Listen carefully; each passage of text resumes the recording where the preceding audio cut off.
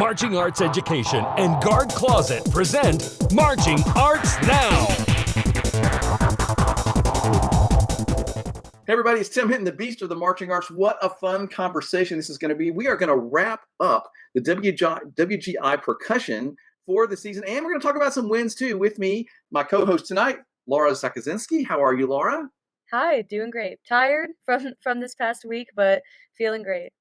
Right, we're having this, it's a live event actually. We're actually recording this on Tuesday night, right after percussion weekend. So if the percussionists on this, well, everybody that's on this might be a little bit draggy. That's going to be perfectly okay because they just went through it. Last night I did an event that Shane Qualtney from Music City Mystique was on, and he was clearly like, he had not had a lot of sleep, which is completely understandable. So sorry, Shane Qualtney, to mention that you looked rough. But anyway, it was fun to have him on that and everybody that's here. So let's say hi to everybody. I'll bring on Stephen McCarrick. Stephen from Rhythm X. How are you, Stephen? Doing great, Tim, and I'm happy to be back on with you guys. Can talk through a little about how the season went. Yeah, it's wonderful to have you here. And we have Zach Martins from Infinity Percussion. Zach, how are you? What's up? I'm good. Recovering. It's been a long week. Absolutely. And also here with us, Grantis Peranda. Grantis, how are you? I'm doing well. How about yourself?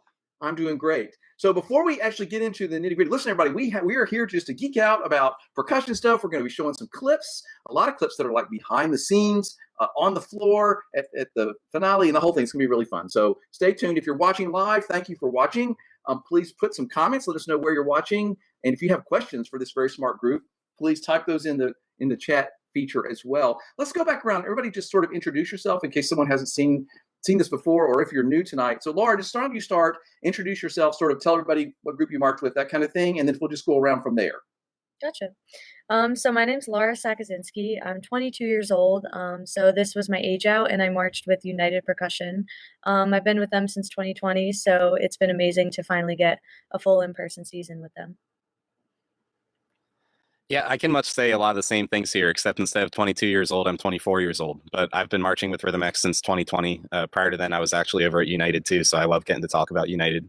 Look forward to talking about it more later on. But I play bass drum. I just aged out of Rhythm X, and I had probably the best season I could have asked for. So looking forward to talking about it. Great. Zach? Well, I'm 22. I'm also an age out. I play snare drum. I've been at Infinity since 2019, actually. Before that, I marched strike percussion in 2018. So I've been doing band for a really long time. But yeah, I had a great week, great season. Pretty much everything I could ask for in an age out. Wonderful. And Grantis? Hi, everyone. So my name is Grantis. I'm a Winter Guard person. I've marched Blessed Sacrament, Onyx, Imbue, and Vanguard Winter Guard. But this year I was able to go with the Winds group, this classic A-class Winds group, and was able to watch all of you three perform, two people, and then also Rhythm X perform. And it was really cool to see it from a not really percussion background and just kind of see everyone's show. It was really awesome. Yeah, it's got to be an interesting dynamic because it's all under the same broad organization, but there's such different things, different shows, different styles. For sure. Great.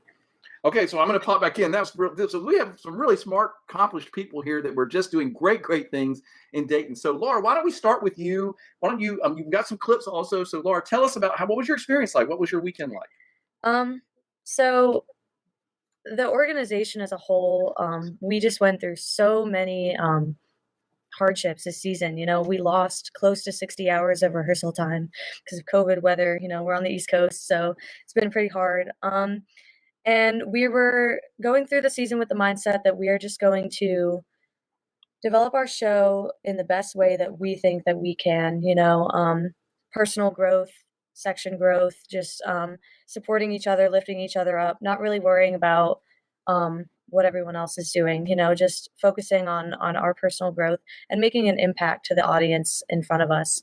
And that ended up putting us with our highest placement and score that the organization has ever seen.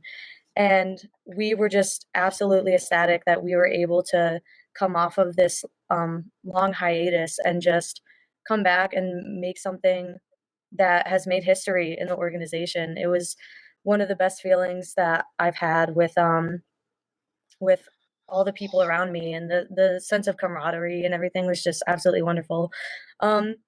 I'm going to segue into a clip that just showcases all of our excitement as we were walking into the tunnel for finals. There was a guy just standing there with a microphone and a camera, and we didn't know what he was doing, but he was just like, show us how excited you are. And that led us to all just, scream and go crazy in front of the camera. And it was actually by Marching Vlogs. And one of the people in our front ensemble edited all of the United clips into one another, and you can just see how excited we were.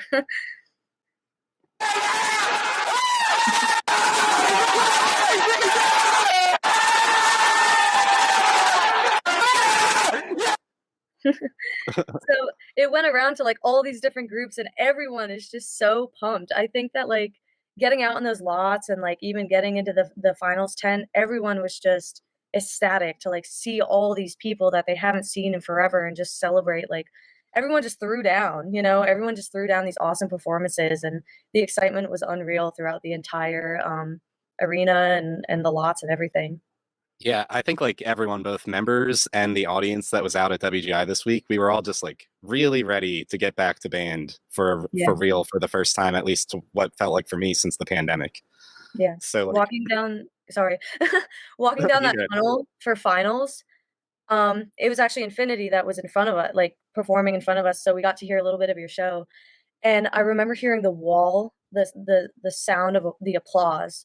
And like my jaw just dropped because of how loud it was, like everyone was just so excited. Zach, can you talk about that? Like how the applause and just the excitement during your show? Yeah, I mean, well, nobody's been to WGI since 2019, so I had to like remind myself how it was because it's been so long. And in the beginning of our show, we have like a quad feature, and everyone just went wild for that. And then to start off the full battery moment, like our first full battery moment, I played like a little 4-beat or 2-beat little solo thing. And even the crowd like cheered for that, which I wasn't even expecting. So it was kind of a weird combination of like, wow, this is awesome, but oh my God, I can't get distracted. Yeah. Like, gotta listen for like cues and front ensemble stuff. So it was crazy, but it was like electric. Honestly. Yeah. Speaking on that one, we actually had a kind of funny thing happen to us from a judging perspective where we were getting quite a lot of applause, so they couldn't really hear the music at certain parts anymore, and they weren't really able to give us a proper adjudication at times because they couldn't tell what was going on. The arena was just too loud. And Grantis, like sorry, go ahead. Yeah, that is an amazing compliment. Like that speaks for itself, just getting the crowd in front of you so hype. Grantis, how was it being in that crowd? Like you watched Independent World Finals. How was it? It was great to see that the stadium was full.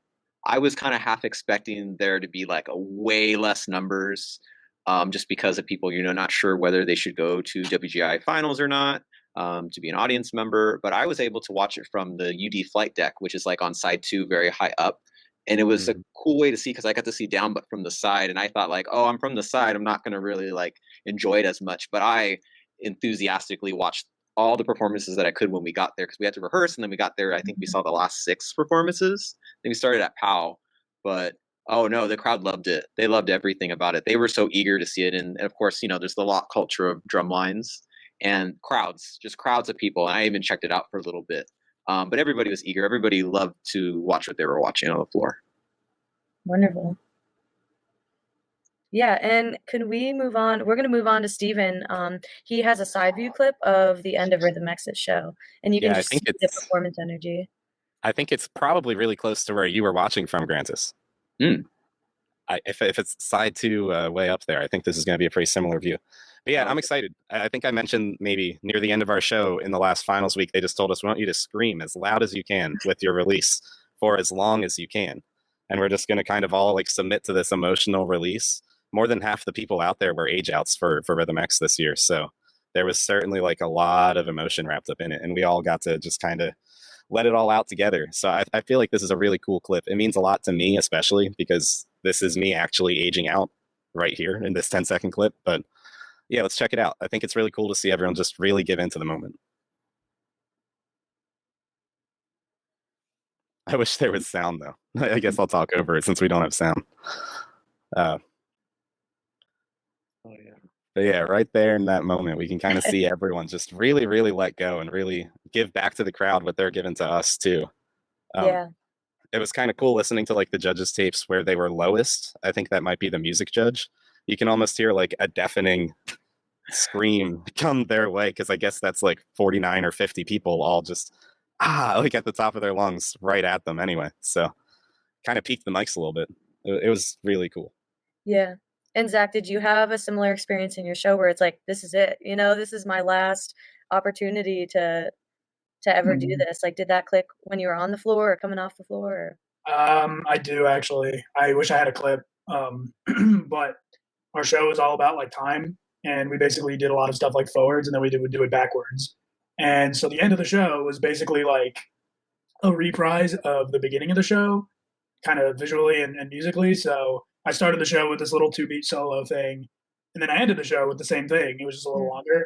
And I remember a couple weekends before the end of the season, our battery coordinator, he came up to me and he was like, hey, instead of playing like the last 2 notes of the show that everyone else plays, I just want you to play a really loud dock shot, like on top of everyone else's ping shot. And you're just not going to play the last 2 notes. And I was like, okay, sweet. That sounds good to me. And I remember I go, I'm doing the thing. I'm looking right up to the box for the last little solo. And I just hit the dock shot so loud. And it ended up being like the last clip of the recap video that they showed us in retreat. I remember that. And we all went bonkers. Like, we all literally lost it when they showed that. I lost it. It was a really cool way to go out, honestly. Yeah, absolutely. I love that moment down there at retreat when they're showing everyone's clips, and it doesn't matter how insignificant or quick your ensemble's clip was. Like, if you see your people on the screen, everyone's yelling and jumping. Yeah. It's such a fun time out there. Yeah, just like the support. I mean, I have nothing to compare it to. This was my first Dayton experience, but just having all the groups like come together and be in that moment. We can probably go to some clips of that retreat moment. Just everyone was just so excited together, no matter like where people placed, like it doesn't matter. Like, we were all just there to give it our all. And I feel like we all really understood that once we got out there with each other. We just got to celebrate all of our achievements coming out of this big hiatus. Yeah, and it's not really even just about like one person.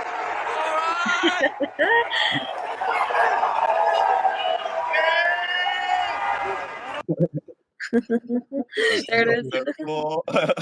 Your faces in there. I love these so much. Yeah, it is exciting. You just get to like do whatever, like all of like the jokes that build up throughout the season of each organization just unleash, I feel. Yeah, and it's just like an overwhelmingly positive experience too. Like I felt, at least for us, like by that point we had hit our note, we had our moment, and like sure, we still cared about the competitive thing that was going on here, but no one really cared that deeply. It's kind of just like, we're here to celebrate everyone's achievements. Whatever happens, happens, but it's not going to change the season I had, the performance I did, or the way the audience interpreted it. Yeah. So it's just kind of really wholesome out there that night. Yeah.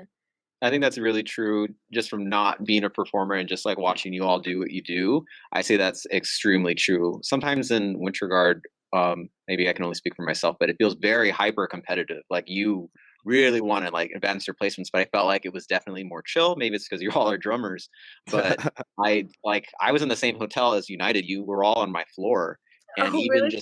I was like in that wing of the 3rd floor. And just talking to some of you, like I talked to Andy, I guess he's in the pit with you, Yep. with your group, and just talking to like just a bunch of you guys were all really cool, and like you weren't like stressing out. You were just wanting to throw down what you could and what you did, and I was like rooting for you, and I like barely had met you all, and that was just like a great experience. And even like as you're performing, coming in and out of the arena, like they were good vibes all around. That's all I can really say. Yeah, definitely one thing that our staff just kind of reassured us to like calm down. It's just like, we're going to go out there and we're just going to do what we've been doing. We're not going to change anything. The whole practice, how you perform, like in each rehearsal, you have to give it your all. And each rep has to be just a little bit more than the previous one. And then when you get out on the floor or in the lot, or there's people with cameras in front of you, there's people in your face in a lot, like you just don't do anything differently. And then you have some of the best performances of your life. Mm-hmm. Yeah, I thought it was really interesting. A perspective that they kind of brought to us at X this year that I never had was that you need to be actively confronting the fact that your season is going to end for weeks in rehearsal during your reps. That way, when you get there finals night, it's not like a surprise and a shock that this is the last time you're going to do it. So then in some ways, like throughout the year, I was getting way more emotional in rehearsal because I was just thinking about the fact that this ends and this is an impermanent thing with a group of people that aren't going to spend forever together. But then I think since they were so deliberate about making us approach it that way, we all got there and had like a very calm, level-headed energy when we got to finals night. Because I think all the shock was already kind of absorbed. We were just ready to go there and do our job. Yeah. Zach, do you have anything to add? We had a pretty similar experience actually. Again, our show was literally about time, so it was like fitting that you had to think about that at some point. Yeah, it's like this is a impermanent activity, and the season doesn't last forever. And I just remember, we had a pretty rough start to our Dayton week. Actually, we're from Florida, we're from Orlando, and we take a bus up there, and we're on the bus, and like it's pretty late at night. We left around 6:30 on Monday, and one of the staff members on the bus is like, "Hey guys, bad news! Driver got COVID, or the drivers got COVID. We got to stop at a hotel in Atlanta tonight and just stay there." So we lost a full day of rehearsal on Tuesday because we didn't get there fast enough. So I think the first time we were drumming like that week was Wednesday, the day before prelims, and I remember we really had to it took us a while to get the switch on, man. It really did. But by finals night, I hate to say it, but the finals week magic, it's real in my opinion. I think it's totally real. That little extra push right at the very end where you're all just together drumming for multiple days. It's not just a weekend. You have like multiple days where you're just cranking out my front ensemble would say that we have like a window in front of us and just getting this little smudge out here, this little smudge out here, Yeah. all the fine We would make that same analogy all the time because you could say that like when you're looking at a dirty window, the dirt is not too apparent. When you're looking at it, when you start to really clean off the window and there's still like a smudge over here, that smudge becomes so much more apparent, and it's so much more important that everything is perfect then. Yeah. So I think it's probably like the same analogy that we use too. I'm still in that analogy now. Thank you. And so you said, Grantis, you were with a Scholastic A winds group? Yeah, and this is my first time. I was a choreographer, like a visual choreographer for the band, and then I also helped with the color guard. So how did their final performances go? Their final performances, which is kind of funny about my group. So we're in Northern California, and there's no other winds group in our area, and no competitions. So our first and last two competitions were WGI. Wow. Yeah, so we didn't get to, we performed for like friends and family, but didn't do the whole like setup, go to a regional or anything like that. So these kids were preparing for months for these last two shows. And it was really extraordinary just to see like how well from the beginning of the season, they weren't very experienced because I would say like 80% of them were new. We had some 8th graders because the school can conduct themselves that way. And I would like, oh, you're in 8th grade? Oh, you're in like the more I started to talk to more and more of the kids. It was very hard, a lot of challenges. Like a kid got sick, one of our TVs broke, and then we had to buy a new TV, and then the stand broke, and then like the TV turned on randomly as we were going down the tunnel or up the tunnel. Like there was a lot of challenges, but the kids really pulled through. And considering that they're all like, one girl just started playing her trumpet in January, like started learning how to play trumpet, like with all those challenges up in front of us, it was pretty remarkable what the kids could do. Yeah. That's really interesting. I'm going to pop in to talk about that because, Zach, you talked about the issues that Infinity had just trying to get there. Ironically, I did a podcast very recently with John Campese, who's from Infinity, talking about how hard the season had been. And I think that's one of the things that's sort of a subplot of everything that we're all talking about is that like this was hard, like we're back and we're excited, but there were challenges. Everybody find that podcast on the March Roundtable. He talks about, they're getting ready to go to their big circuit championship. And then the rental company that he had made these rentals for all of their trucks and everything, like way back in the fall, he gets the notice, Zach, 2 days before that they were all canceled? Oh, geez. I remember, look, I just remember going outside and I'm like, where's the other truck? Where's our equipment? Yeah, and they had to make it work. So it's so interesting, like that even continued. Not only were people having, people missing because of COVID, weather, there's all these, listen, everybody, normally just doing this, it's really hard. Like a normal drumline wins color guard season is really hard already. Getting everybody in the right place, having them actually show up and perform, it's kind of a miracle that this actually happens. And so this year was, I think, especially hard. And I think that those special challenges made it all the more sweet and made us all appreciate it all the more. So you guys are describing that sense of being at finals and in the camaraderie. Everybody had been through it together. We've all been through it together, right? The last couple of years. And now we're back together. We're performing. I think that explains a lot. And Grantis, to your point, even at the color guard weekend, as competitive as color guard can be, there was a lot of camaraderie in that. And especially like on Friday night at finals for Class A, like the crowd was so in love with every single performer and every single thing they did. And everybody sort of rallied to that. So do you guys want to speak to that? Like, I feel like people really appreciated it, what we'd all been through, and then what we all actually accomplished. Yeah, I can give an example. Like we had a lot of props. A lot of them were technical, like they included technology, and we had lights up along the back, and they were transmitted through radio signal, and everything worked in prelims, everything worked in semis, and then finals, the lights didn't work because there was interference in the radio signal, and we ended up scoring higher without them. I think that it kind of takes away from like your eyes like on everything else, and just like I feel like everyone just performed harder because of like just this sense of just missing this activity. Everyone just wanted to show up and just throw down and give it their all. And like there were a fair share of like mishaps, trips, like props not working, like things breaking, like all these things happening, but it just makes everyone want to perform harder because of it. And I don't think that it really affected much. I feel like people are more willing to just look past those silly little mistakes. Yeah, the audience is very forgiving, especially if we don't know your show. Maybe one prop didn't turn on or something, but I actually didn't catch the lights not turning on, so could have fooled me. That was something that was a little nice about my show. I'm kind of used to having, especially from my time at United, some difficult props, just to candidly. But our props were fully analog and didn't involve electronics, which was actually really stress relieving by the end of the day. So I know that I can trust like this string right here is going to go down. I don't have to rely on radio frequencies or anything like that in this situation. We had all, just wooden props at Infinity, but at our state championship show, the whole show, like the whole beginning is from electronics. Like it's all samples. Mm-hmm. And we start like laying down, and we just do a bunch of like choreo and stuff. And at our state championship run, we're just laying there and laying there and laying there and nothing's starting. And we had a similar experience. Yeah. And finally, we're like under this big clock prop, and the thing starts going. And from that point on, I was like, all right, we're in showtime, and there's no sound, and there's nothing. And it's probably one of the funniest and weird performances. I'm glad we did it at the state championship, because that would have really, really sucked in Dayton.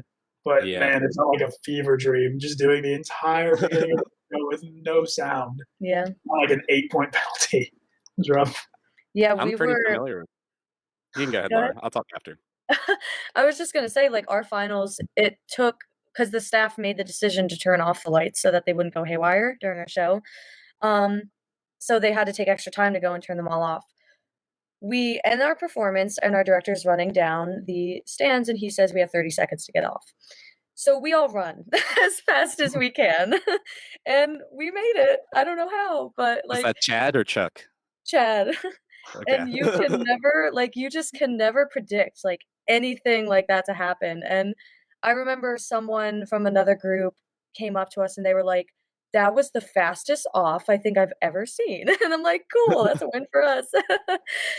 Yeah, these sorts of like electronics failures at finals are all too common. I think maybe there's something to be said for there being so many people in there, and it's probably messing with whatever like frequencies you're used to transmitting through. But I could remember back in 2017, we had almost the same issue Zach was discussing, except it happened at finals, where we were all just kind of laying there waiting for our sample to kick off, and nothing happened forever.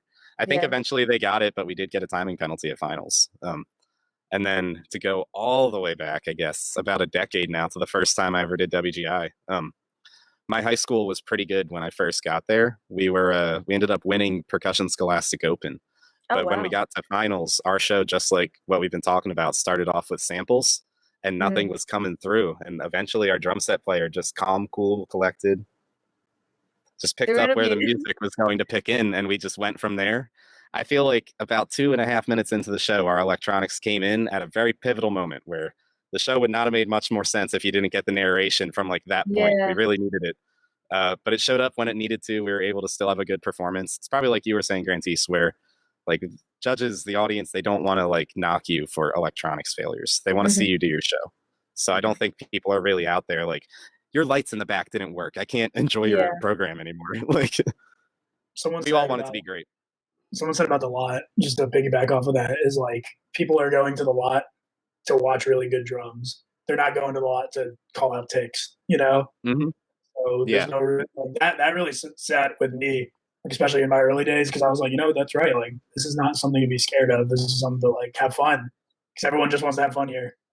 Exactly. That's why I think the WGI lots are the best. They're just they're a little belligerent at times. They're really fun. People get really into it. They're great. Yeah, it's very hype.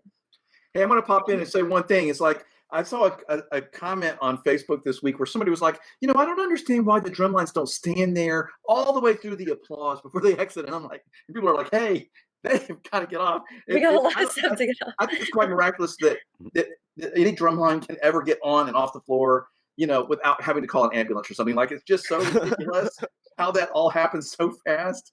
It's absolutely amazing. There's just so much statistics. I want to ask Stephen, you just said that the props were analog. Like, I wanted the beginning of the show, the screens, like the walls go up and you see the performance. How does that work? I didn't see anybody doing this. Right. So let's go behind the curtain. You would see one of the most chaotic scenes you've ever seen on the WGI floor if you could see the backwards perspective. I actually was hoping I could find a nice video to share with you guys here tonight. But basically back there, you'd have anytime a prop was opening or a prop was getting used, there was someone behind it who was operating it because there was nothing electronic about them. So they had basically just strings on the back that you would be able to pull to bring up the curtain, bring down the curtain. And then inside we had hooks that we were able to use to keep the paintings up if the painting was supposed to be up. Or you would pull the curtain down and there would be like a member performing, or you could use it to get on or off the floor. We would typically look at like this show that we put together as having an element of like a theater production where members are on stage at times and other members are off stage at times. Which was kind of like a smart design choice because then we didn't all need necessarily to clean like 6.5 minutes of show. We're able to focus on kind of like the 3.5 to 4 minutes that was really important for each individual performer. But you didn't have to worry about like going and cleaning this visual moment that the basses are involved in during the snare feature or something like that. Because in reality, like the basses are backstage during the snare feature. Yeah, and they can't be properly adjudicated by design at that moment. So they were super cool. They were really cool props. They were able to be moved too, so you could use it to create like different staging environments. I feel like across the board, they were just super unique and they really allowed us to do a lot of cool things. We were setting up for a lot and I saw the Rhythm X truck and then I saw like 4 more box trucks coming after it. I think one of the nicest moments of the season, and like bless our admin, was when they told us that we've been doing well enough that they were going to be able to rent box trucks for us so that we wouldn't have to collapse these props at every show. Nice. Because typically we had just one box truck and we would have to collapse these things basically fully down into like their parts, which was so time consuming, and you have to do it outside and it's Ohio, so it's cold and you're just touching metal and everything about it was pretty terrible until like maybe like 4 or 5 weeks left in the season by like maybe the Dayton regional. They're like, hey guys, we're going to just make this way easier for you. You can just push all the props right onto the truck, no breaking them down. We'll just have this enormous just group of vehicles moving with Rhythm X, but it was so worth it. One thing I wanted to touch on too with getting off the floor was like there was so much logistics that we had to figure out to move those 18 props off the floor in time. We got a pretty decent timing penalty at prelims just trying to get them off of there and on there in time. It kind of forced us to figure out a really, really concrete logistics procedure. We even like cut off some trim edges from our floor so that there would be less things that could kind of get in the way. There we go. To what you were saying about why don't the members just sit around for all of the applause they receive. After we got done on semifinals, they told us, they're like, hey guys, you did such a good job with the logistics here that you have a whole extra minute. So here's what we're going to do the logistics even better, and then just sit in it for a long time when the show ends. Just make the audience stand there and keep applauding for as long as they'll do it. And like, I thought it turned out to be a pretty cool effect because we didn't stand up and everyone just kept cheering. So Yeah, I really liked it. It was nice for me. awesome. And Grantis, how was it like logistic wise with wins? You know, did you have a lot of people to help out? Did you have a lot of props? Did you have a front ensemble? Was there anything like that? We had like every prop that you could have in a winter show. I felt like we had TVs, we had a big old ramp, we had a floor, we had these like round cookie things, we had like lights and like all the color guard equipment and the band changing uniform and like stuff. So it was a lot. So I can understand, but when you have a system in place to get what you need to get out, it helps a lot. We even had like a pre-show and an after show. And that actually cost us a timing penalty, which was pretty bad. But it's okay. Like, you know, when all said and done, you know, it is what it is. And we got through it. And we actually didn't have too many parents there. It was all student led, which was good because we had a good amount of students because it's wins. You usually have a little bit more people on the floor at times. And it was just, you know, it's hard. You just got to plan it out and figure out what's the best thing to do. And the kids had never taken the floor up the ramp. We're like, hey, it's steep, and then they didn't realize it until they were taking up the floor. They're like, oh, that was the hardest part of my season was taking up the floor. I was like, well, yep, that's what it is. Welcome to WGI. Yeah, that's awesome. So that was their first experience out there. Wonderful. Most of them. Hey, we have a clip from the Wins group, Grantis. Do you want to set this up, or should I just show it? I'll go ahead and show it. This is us just practicing in the parking lot. We're doing some movement, but we have the guard, and you know, even the ensemble is in here, you know, working with us and just doing some morning warm-ups. But that was just them, and you know, getting used to it. And they had to wake up super early, like 5 a.m., like almost 3 times in a row, and very early from coming California time, and then coming to the Midwest. You know, it's an adjustment. You're lucky if you practice and rehearse in Dayton, Ohio. So good for you. Yeah, definitely. That's a lot to ask for high schoolers, especially. I was just sitting there because we had a few early wake up times too, and I was just thinking like, there's an age out for a reason. My body is mad. Like, it's a hard agree with you on that one, Laura. Yeah, it takes a toll.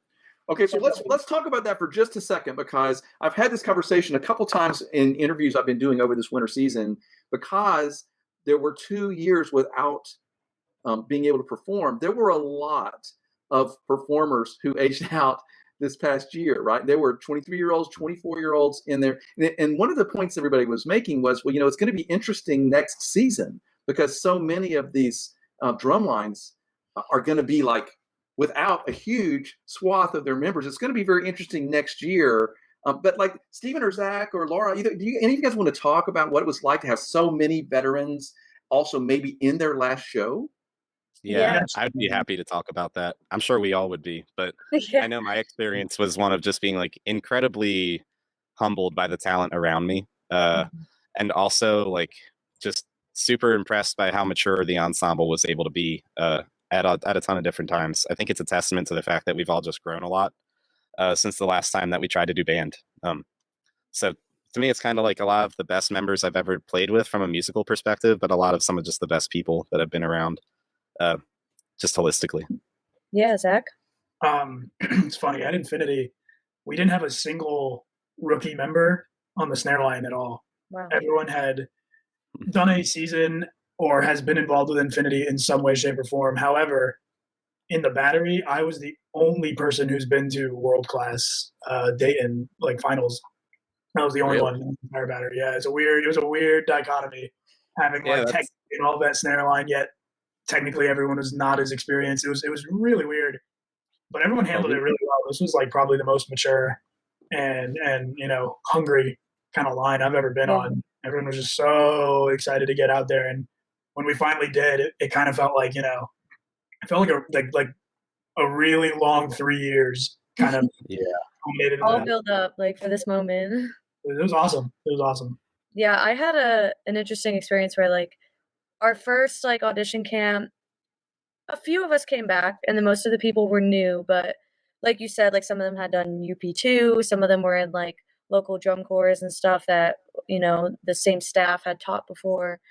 And we show up to the first camp and then we just call some people up and we're like, hey, you want to just like show up next week? And we ended up getting some vets from like 2018, 2019. Like they just showed up and they're like, all right, time to go. Like, and at some point later on in the season, we all just like looked around at each other and we're like, you kind of just realize the group of people that you're standing with and the potential that is there. Mainly because of like age experience, you know, that sort of stuff. Like Mhm. we all know how this goes. We all know what to do. We all know how to listen, how to play, how to blend. Um, and we were just like, all right, let's just be good. Let's just work at it. Let's just give it our all. And we had no idea how far that would have taken us. But you know, when in that moment when we were finally able to just like showcase it all, it was just such a great feeling. Um, Definitely sad because for most of us it was our last opportunity to do so. But we know like from the UP2 group and from there's a pretty decent amount of people who didn't age out too, and we're just like they have it set up for next year. Yesterday the United 2023 interest page popped up on Facebook. I was like, oh, I wish I could join.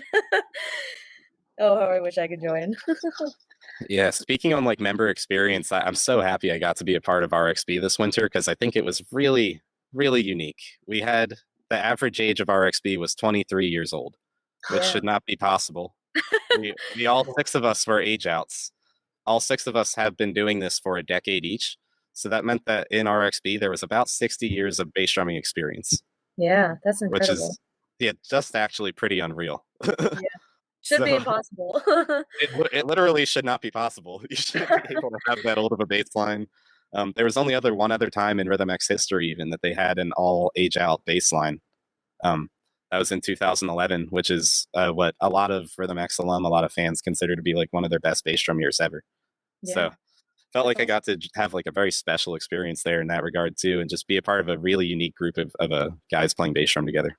yeah. The bar for every group probably just like raised a little bit higher, you know, just because there were a lot of people there that honestly shouldn't have been, but it was great because we just got to like do what we knew how to do best, you know, and Hmm. the directors and the designers knew how capable these ensembles were, and they just were able to hit the ground running with their ideas. So it was incredible to see. Something that I loved, and I would be interested to hear like what your finals mornings were like, Lara and Zach, but like RXB in particular, but Rhythm X as a whole, really actually stayed working really hard through the finals because we felt like we were clawing and itching at like what the show deserved or what we thought we could get out of the show the last day. I thought that like for me, even personally, I was proud that I found myself improving as a drummer on the last day that I would ever do it. I felt Yeah, like I that was agree. like an attention to just being willing to work that I was proud of myself, but also the rest of my ensemble for putting forth that amount of effort. What was your Yeah. finals morning like? Kind of along the same lines. Our director Chad just kind of, it's just gonna do this all the way until the end, and it doesn't need to be. Oh, it's the My percussion goodness. god. My drum head starts Chad's name, and they're like, nope, nope, I'm getting away from here. Um, it doesn't need to be this like to finals. It doesn't need to be this exponential curve. You know, it just needs to be a little bit more, and that little bit of effort can push you that much farther. But yeah, like we were still just like getting better until the very last day. Was it similar for you, Zach? Yeah. Finals day was certainly the longest feeling day. We, you know, we just like, prelims we went in and we kind of had like a safe kind of run, but our confidence was pretty high going into semis. And then semis we went in and the run wasn't as strong. So by finals we were like, okay, we need to like lock this in. We need to like, cause again, we had so many age outs throughout the entire battery and it was like, we just have to. Yeah. It wasn't like a lot of pressure on us. It was more like, and I told the snare line this, I said, at this point, it is what it is. Like, if there's ticks, there's going to be ticks. But let's just go all out. Let's just really do what we know how to do because that's all we can do. So it was like a really nice calm intensity we had going into the night. And yeah, it was just awesome. Yeah. And it's weird because like we're so almost pressed for time in this activity, you know, we know that there's an end. Grantis, I mean, you can just go back. I could, but I no. How And do you could you all do winter guard, but yeah. Yeah. How do you feel about that? Like is the dynamic kind of different just knowing that you can always go back, you know, within groups? Is it how does that kind of feel within like the culture and everything? I can kind of equate this to, you do if you do drum corps, there's an age out. for DCI. And of course, you could do DCA, but some people firmly have that age out for DCI, like I'm done. Yeah, And that for Winter personal. Guard, there's not like I know somebody in Onyx from Dayton, Ohio. Like he's been marching for years, and he loves to do it, Jamal, and he's great at it. And it's this thing that you could always go home. Like I've marched a few different places. Like I would love to march certain groups, but it's to the point where did you succeed where you wanted to succeed? Did you finish that? If the answer is yes, then you could be done and be an instructor or be an adjudicator or be someone that gives private lessons or just encourages other people to join this awesome activity. Mhm. But yeah, it's nice to know that there is an ending point, and if there's not, then you could always go back if you want. Yeah, that's how I feel about DCA. I'm like, there was could. Yeah, could. I need Or a an little alumni bit of a break corps. right now, but So I want to ask you guys, sort of as we're starting to wrap this up, Stephen and Laura and Zach, you all aged out. Like, what are your plans? Are you done with drumming? Are you going to be an instructor, or do you want to start your own drum line? Are we going to see you? Like, what's your thoughts? I guess I'll go first. Um I just got a music education degree back in December.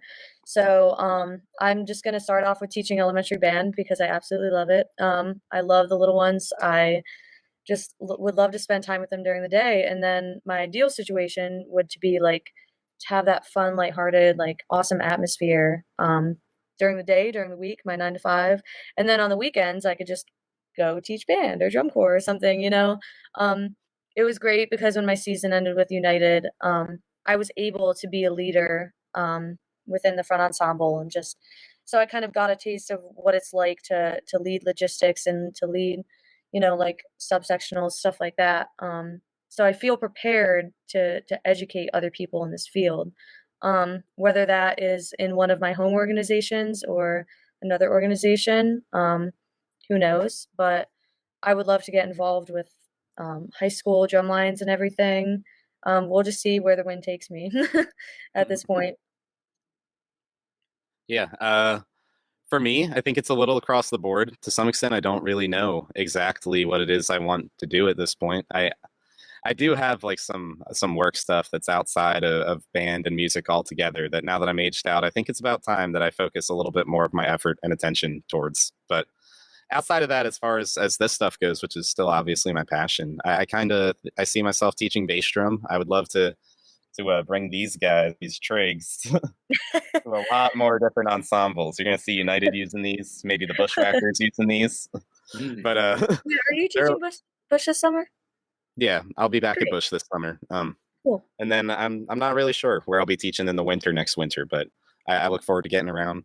Also look forward to spending some more time exploring music outside of the marching space. And throughout the pandemic, I got further into like using Logic, producing just real, well, not real. There's nothing that's unreal about the music that we make, but music that's not contained and limited to just marching band, drumline, and that whole pageantry side of things. So Yeah.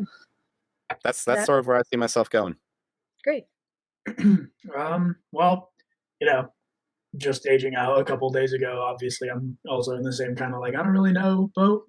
I graduate college soon. My degree isn't in music or anything. So, I would like to focus on like the real life stuff, kind of like Steven said, but I know I can't leave the activity. It's been a part of my life for 8 years, the better part of 8 years. So, and I'm always going to I'm going to feel like I need to be involved. So, I would love to get more into teaching. I teach like a local high school in Orlando. But, I'd love to give back to the Infinity organization if they would have me. I think that would be awesome. And just, really, really kind of building a stronger culture of the marching arts here in Florida. It's not like, California that has a million groups doing it. And, it's a lot more, on the backside here. But I'd really want to be a part of help building that culture and proliferizing it. I don't know if I said that right, but you know what I mean? Yeah. And Grantis, so you said that you choreograph specifically and you choreograph for color guard. So what are other options other than just teaching color guard? You got involved with this indoor winds group. What are some other opportunities that you think you can take with that knowledge? Well, for sure, not just started to, but I've been adjudicating. I've judged for this winter. I actually judged percussion because it's visual. and is Yeah. able to do that. So bring kind of like my lens according to the sheets and give some good feedback and some good commentary to groups to kind of elevate them. And I love doing that. I love helping groups. Throwing something on YouTube for people to learn, like, does anybody know how to, tape a pole, or, how to do this particular toss? That's good for like band directors, because Mhm. I have never had any color guard experience, but if I have a marching band in front of me, I need to know how to teach them. Yeah, and so many things can be learned now. Like, there's so many, like, now there's an educational series that people are going to have. People are going to make content for people to learn. And you know what? For those kids that are in an area that might not have a very strong community, whether it be percussion, band or color guard, them seeing what you can do might inspire them, or they can bring it to their program and be like, oh, I want to do this. And it just elevates the activity every Yeah. year. So the performances that you done, kids are going to watch on YouTube or flow marching or whatever. They're going to aspire to be that, and then they're just going to want to be just as good, or they might even be better. Thank you. We appreciate that. Mhm. So as we're wrapping this up, we have a couple more clips from the celebration at the end of the night. So let's just play a couple of these because they're really fun, and it gives everybody a sense of how happy everybody was and how joyful it was there in Dayton. Let's fucking go!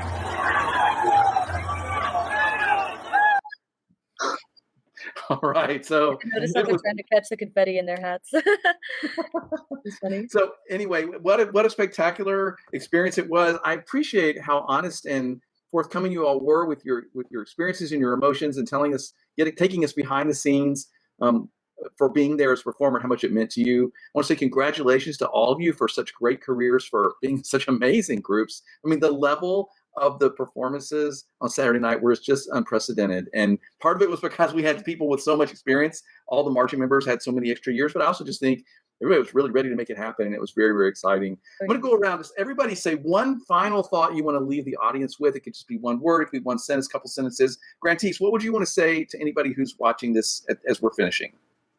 I want to say that if you've never experienced winter percussion, and of course winter wins, but winter percussion, for this wrap up, you should. I used to think like, oh, I have to go watch a percussion. This is like years ago. I have to watch a percussion group. It's going to be very loud, and the shows are just, might be really deep, and it's going to go this one secular way. But after watching World Finals, I was astounded. I didn't know drummers could move that well. I didn't know the shows could be that entertaining. I was thoroughly entertained throughout the night, and I would watch it again, especially since I watched it from the side. I will go back and rewatch some of the shows that I watched on Saturday, because I want to see things that I didn't get to pick up the first time. So great job. I loved watching winter percussion. It was great. That's awesome. How about you, Zach? Final thoughts. I mean, I don't really have much to say other than like, I'm just glad I had such a good age out. Seeing all my friends up in Ohio was awesome. Like I said, I'm in Florida. It's a little isolated from the rest of the community in the country. But being able to go up there, I have so many friends in places like X and GMU, because I marched Crown, and United. I even have friends up in there. It was just awesome to see everybody and connect, and the community is just so tightly knit. It's like everyone somehow knows everyone. It's just so cool. I couldn't even ask for a better experience. Very cool. How about you, Stephen? Final thoughts. Yeah, I just think that I was happy I could put a bow on my marching experience in a perfect way. For me, Rhythm X was the group that really got me to love this activity when I was a freshman back in high school. So to come back and get to be a part of that in such a serious way was really deeply fulfilling, and I just love all the people I got to do it with. So really enjoyed it. That's awesome. Laura, you're going to get the final word. What would you like to say? As like a future educator, just use this activity to keep inspiring the people on the other end of you, and to support the people who are doing the same thing as you. Such amazing things can happen if we just like build each other up, organization to organization, even just within the organization itself. And like we just all overcame something tremendous. And think about like the evolution of this activity and just where it can go and how great the culture can be if we all just commit to that. Fantastic. Guys, thank you for taking time to share your stories and be a part of this conversation tonight. Laura, Steven, Zach, Grantis, you all were wonderful. Thank you so much for being a part of this. Thank Yeah, you. thank you for having us. Absolutely. And thanks, Jeremy Williams, of course, and Guard Closet for making this conversation happen. And all of us at Marching Roundtable and Marching Arts Education appreciate it too. Great job, everybody. Thanks so much. Marching Arts Education and Guard Closet present Marching Arts Now.